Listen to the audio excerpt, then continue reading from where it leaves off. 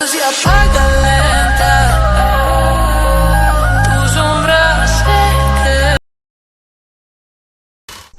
दीपू जल्दी चलो, नदी किनारा आ गया। नदी की तरफ बिल्कुल भी मत देखना और कुछ भी सुनाई दे ध्यान मत देना। पिताजी नदी का किनारा आने पर इस तरह से क्यों डर गए?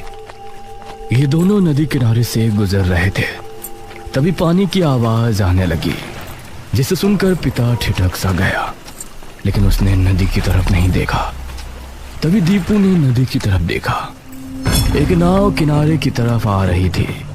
उस नाव पर कौन बैठा था यह नजर नहीं आ रहा था।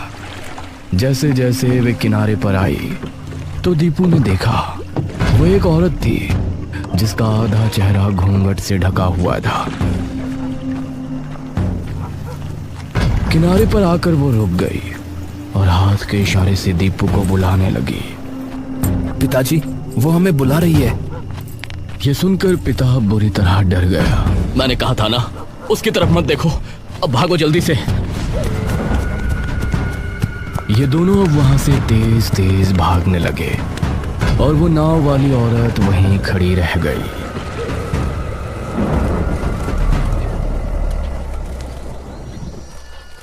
एक महीने बाद दोपहर का समय था। गांव के लोग अपने अपने कामों में लगे हुए थे।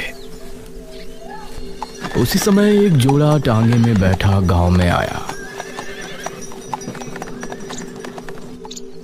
आइए बाबूजी, मधुपुर आ गया। रमेश ने सहारा देकर अपनी बीवी निराजनी को उतारा और वो वहां खड़े मुखिया से मिला। जी, क्या आप ही मुखिया जी हैं? हाँ, मैं ही यहाँ का मुखिया हूँ। मुखिया जी, ये कौन है? ये मेरे बचपन के दोस्त भानु प्रताप का बेटा रमेश है। पेशे से लेखक है। बहू गर्भान्य है तो शहर के करीब रहना चाहते हैं। अब हमारा गांव तो शहर के बहुत करीब है ना, इसलिए ये आज से यहीं रहेगा। आपका बहुत बहुत शुक्रिया मुखिया जी।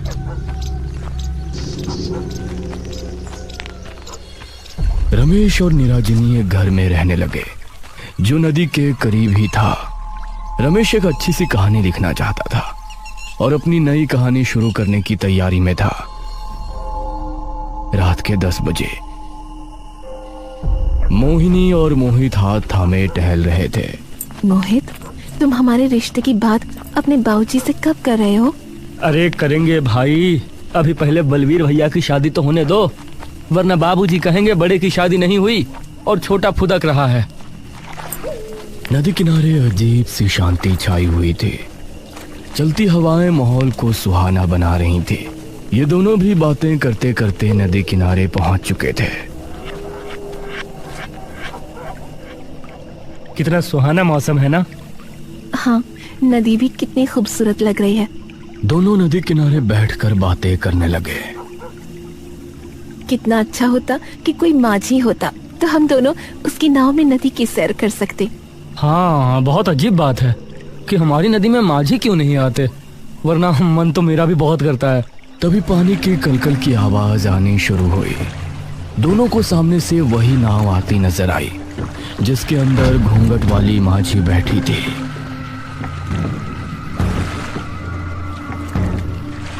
अरे वाह, ये तो बहुत अच्छा हुआ। वो देखो, माझी आ रही है। माझी किनारे पर आ गई और उसमें बैठी औरत शांत रही।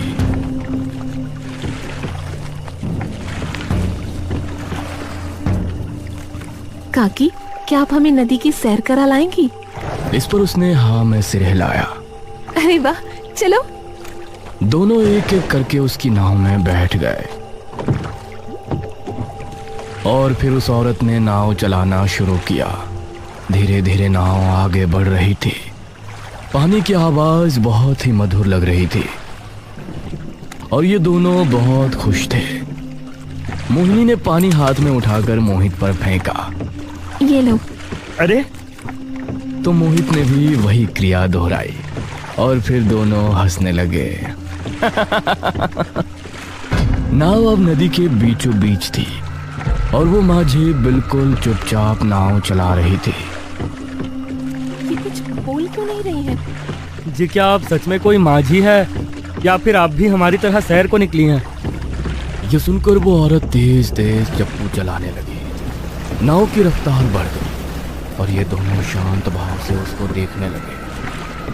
तभी हवा चली और उसके चेहरे से घूंघट हट गया। उसकी चाल, चमकती आंखें और भयानक चेहरा जैसे ही इन दोनों ने देखा तो इनके डर का ठिकाना नहीं रहा। मोहिनी उसका चेहरा देख सहम गई और बेहोश हो गई।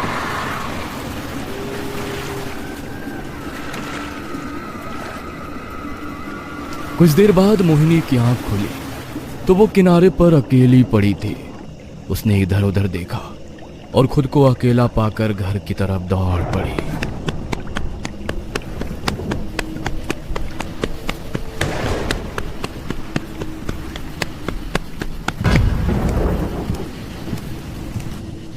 मोहिनी, अरे तुम कहाँ गई थी और कहाँ से आ रही हो इतनी रात में? मोहिनी बहुत डर में थी, लेकिन अपने पिता को मोहित के बारे में बता नहीं सकती थी, इसीलिए वो चुप ही रही और उसके पिता ने उसे घर के अंदर भेज दिया। उसको मोहित की चिंता हो रही थी। शाम होने पर उसको अजीब अजीब आवाजें सुनाई देने लगी, जैसे कि कोई माझी तेज तेज चप्पू चला रही हो। ये चप्पू की आवाज यहाँ कैसे आ रही है? उसने खिड़की खोलकर देखा तो उसको अपनी आंखों पर यकीन नहीं हुआ। उसने देखा कि सामने वही औरत नाव के अंदर खड़ी है। उसकी माँ उसकी चीख सुनकर वहां पहुंची। क्या हुआ बेटा? मोहिनी ने खिड़की की तरफ इशारा करते फिर से देखा, माँ वो। लेकिन इस समय खिड़की के बाहर उसका बगीचा नजर आ रहा था। ये देखकर मोहिनी के मुंह से आगे कुछ नहीं निकला। रात होने पर मोहिनी सोने के लिए बेड पर पहुंची। करीब 1 बजे जब वो गहरी नींद में थी तभी उसको अपने पैरों पर कुछ गीला महसूस हुआ और उसकी आंख खुल गई। कौन है? लेकिन आंख खोलते ही उसने पाया कि उसका बेड नदी के बीच तैर रहा है और वही घूंघट वाली औरत अपनी नाव में बैठी उसकी तरफ आ रही है। ये सब क्या है? मेरे साथ क्या हो रहा है? क्यों मेरा पीछा कर रही हो? तभी उसे किसी ने हिलाया तो वो अपने सेंस में आई। उसने पाया कि वो अपने कमरे में ही है और उसके माँ बाप उसके पास ही हैं। क्या हो बेटा, तुम इतनी अजीब बर्ताव क्यों कर रही हो?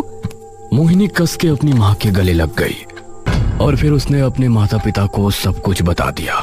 ये क्या किया तुमने? अरे नदी पर गई और उस माझी की नाव में भी बैठी और ये सब आप बता रही हो? पिताजी, मैं वहाँ मोहित के साथ गई थी, इसलिए डर की वजह से आपको बताया नहीं। आप उसे पसंद कहाँ करते हैं? यह सुनकर मोहिनी के पिता ने उसकी माँ की तरफ देखा और मोहिनी को आश्वासन दिया। वो मोहिनी का खास ध्यान रखने लगे, लेकिन मोहिनी को हर जगह वो माझी दिखाई देती। मोहिनी ऐसे में मोहित को बहुत याद कर रही थी और इससे तंग आकर उसने फैसला किया कि वो उस औरत से जाकर मिलेगी और मोहित से उसके बारे में पता करेगी। रात 12 बजे वो नदी पर पहुंची तो सामने उसको नदी किनारे वही औरत खड़ी नजर आई। तुम क्यों मेरे पीछे पड़ी हो? और मेरा मोहित कहाँ है? क्या किया तुमने उसके साथ? आओ मेरे साथ आओ, मैं तुमको उससे मिला दूंगी। मोहिनी उसके कहने पर वापस माझी में बैठ गई और फिर उस औरत ने नाव चलाना शुरू किया। जैसे जैसे औरत आगे बढ़ रही थी मोहिनी के दिल की धड़कन भी बढ़ती जा रही थी। कुछ देर चलने के बाद नाव एक टापू पर आकर लगी।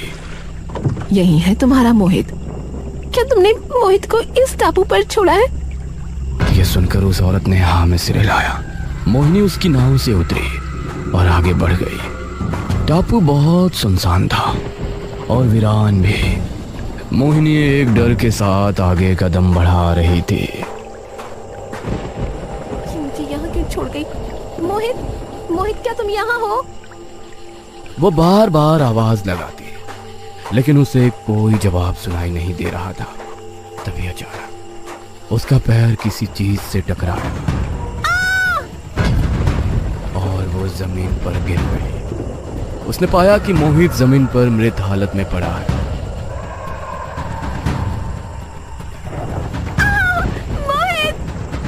मोहिनी अब चीखती चिल्लाती वहां से वापस नदी की तरफ भागी। तभी वही नाव वाली औरत अचानक से उसके सामने आ गई और भयानक अंदाज में बहुत जोर से चिल्लाई। अगले दिन मोहिनी के गायब होने की खबर गांव में बुरी तरह फैल गई। मुखिया जी, कुछ गांव वाले और रमेश भी वहां मौजूद थे। इस माझी का शिकार अभी तक कितने लोग हो चुके हैं, पता नहीं हमें उससे कब छुटकारा मिलेगा। मुखिया जी, ये किस माझी की बात कर रहे हैं, आप मुझे बताइए।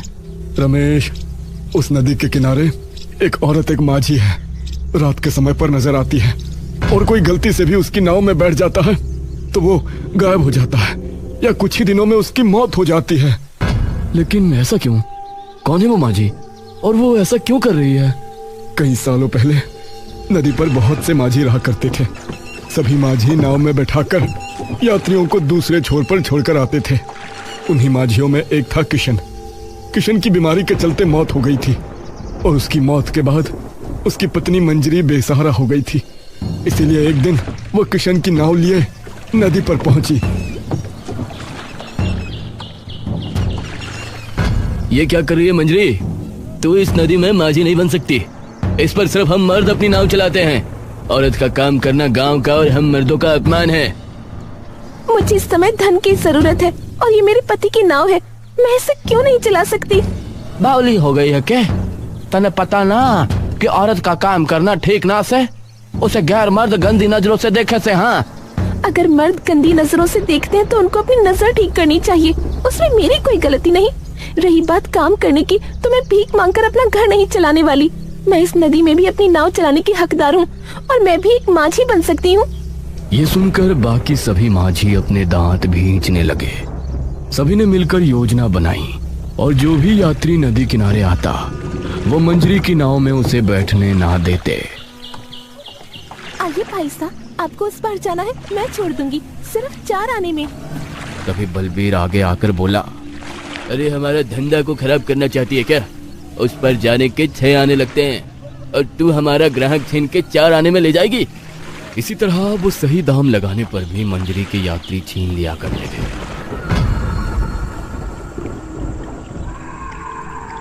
एक रात मंजरी अपनी नाव में सवार नदी किनारे बैठी थी और उसी समय एक माझी अपनी नाव के साथ वहां मौजूद था, जिसने अपना चेहरा गमछे से छिपाया हुआ था।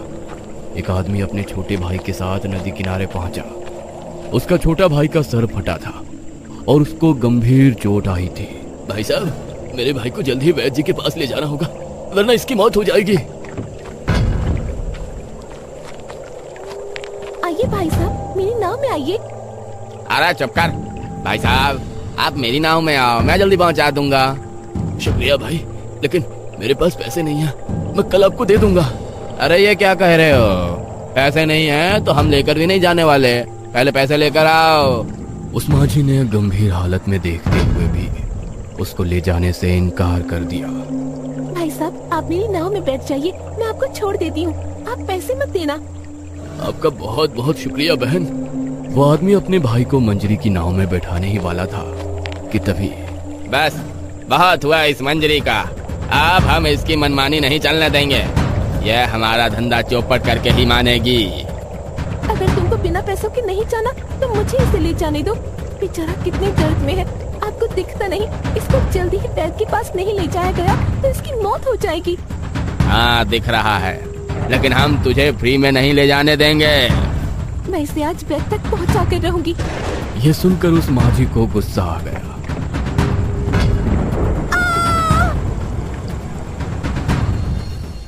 ये तो बहुत बुरा हुआ मुखिया जी, फिर आगे क्या हुआ?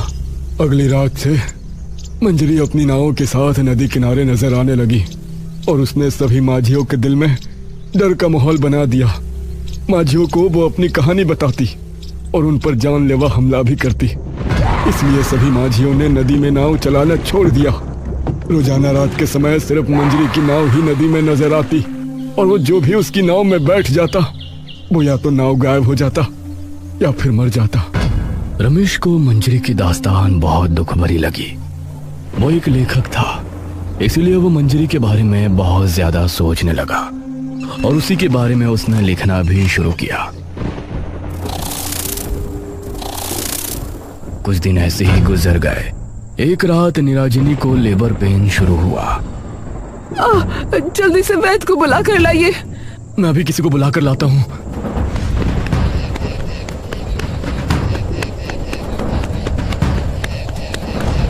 रमेश मुखिया के घर पहुंचा तो वहां हवेली के बाहर ही एक आदमी बैठा हुआ था।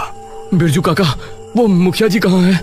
बेटा, मुखिया जी तो किसी काम से बासी के गांव गए हैं, 2 दिनों में वापस आएंगे। मुझे मदद की बहुत जरूरत है। निराजनी को दर्द शुरू हो गया है। मुझे इस समय किसी वैद्य के पास जाना होगा, जिसके पास दाई माँ भी हो। बेटा, गांव में कोई वैद्य या दाई माँ नहीं है। तुमको महीनपुर गांव में ही वैद्य जी और दाई माँ मिल सकती है, लेकिन वहां जाने के लिए अभी तुमको कोई टांगा नहीं मिलेगा और नदी के जरिए तुम वहां जा नहीं सकते। सुबह से टांगे चलना शुरू होंगे तो तभी कुछ हो सकता है। नहीं, सुबह तक भला मैं कैसे रुक सकता हूँ? मेरी बीवी कभी भी माँ बन सकती है। बेटा, रुकना तो पड़ेगा। बताओ कैसे जाओगे? मुझे नहीं लगता कि इस समय कोई टांगे वाला तुमको वहां मिलेगा।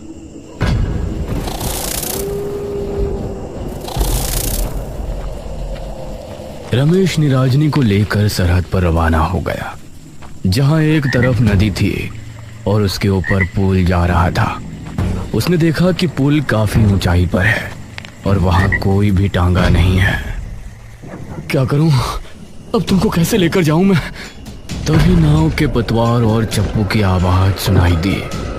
उसने देखा कि नदी किनारे नाव लेकर मंजरी आ रही है। उसे देखकर एक पल को रमेश सन्ट रह गया, लेकिन तभी निराजनी। रमेश को अब कुछ समझ नहीं आया और उसने निराजनी को उठाया। संभल कर निराजनी। उसने निराजनी को माझी की नाव में बिठाया। हमें अगले छोर पर जाना है, महीमपुर गांव। मेरी बीवी को वैद्य जी और दाई माँ की सख्त जरूरत है। ये सुनकर माझी ने नाव चलाना शुरू किया। आधी रात के समय किसी के साथ नाव में सफर करना, ये जानते हुए भी कि वो एक आत्मा है, ये बहुत ही डरावनी बात थी। लेकिन आज रमेश ने ठान लिया था कि वो अपने होने वाले बच्चे और निराजनी की जान बचाकर रहेगा। नाव धीरे धीरे आगे बढ़ रहा था। निराजनी बहुत दर्द में थी और वो मंजरी के बारे में नहीं जानती थी, इसलिए उसका पूरा ध्यान अपने दर्द पर था। पता नहीं आज मैं जिंदा बचूंगा या नहीं। पता नहीं ये आत्मा हमें सही सलामत वहां महीमपुर छोड़ेगी भी या नहीं।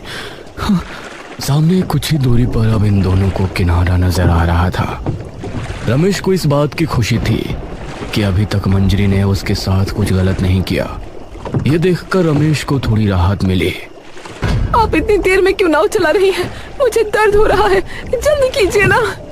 ये सुनकर मंजरी को गुस्सा आ गया और वो तेज तेज चप्पू चलाने लगी। क्या हुआ रमेश, इस तरह क्यों बर्ताव कर रही है? तभी मंजरी के चेहरे से घूंघट हट गया और इन दोनों ने उसका भयानक चेहरा देखा।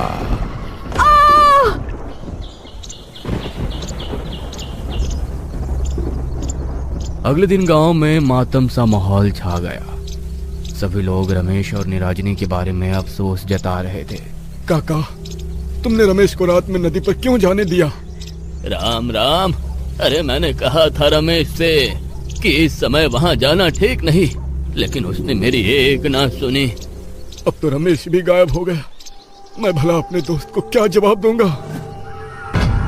अब मंजरी भी नदी किनारे नजर नहीं आती थी। 3 दिन बाद एक टांगा गांव पहुंचा, जिसके अंदर से रमेश और निराजनी को उतरता देख सभी हैरान रह गए। अरे रमेश, तुम जिंदा कैसे बच गए? रमेश और निराजनी को उसके बच्चे के साथ सही सलामत देखकर सभी खुश थे, लेकिन ताज्जुब भी थे कि मंजरी की आत्मा ने उनको कैसे छोड़ दिया। मुखिया जी, मैं एक लेखक हूँ और मैं जानता हूँ कि हर आत्मा तब तक ही भटकती है जब तक उसकी आखिरी ख्वाहिश पूरी नहीं हो जाती। मंजरी की आखिरी ख्वाहिश थी उस आदमी को वैद्य के पास छोड़कर आना, और जब मैं निराजनी को लेकर उसकी नाव पर पहुंचा तो उसको निराजनी में वही इंसान दिखाई दिया। उसने हमें उस पार पहुंचाया और इस तरफ उसकी आखिरी ख्वाहिश पूरी हो गई। अब मंजरी नदी पर कभी नजर नहीं आएगी। यह सुनकर सभी गांव के लोग खुश हुए और गांव का एक आदमी बलबीर भी बहुत खुश था।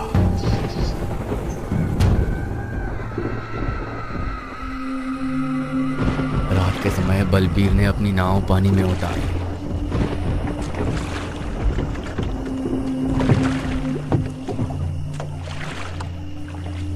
उस मंजरी को मारने के बाद इतने सालों बाद नदी में नाव उतारी है। आज तो पूरी रात नदी में घूमता रहूंगा। बलबीर तेज तेज चप्पू चलाने लगा और नाव आगे बढ़ने लगी।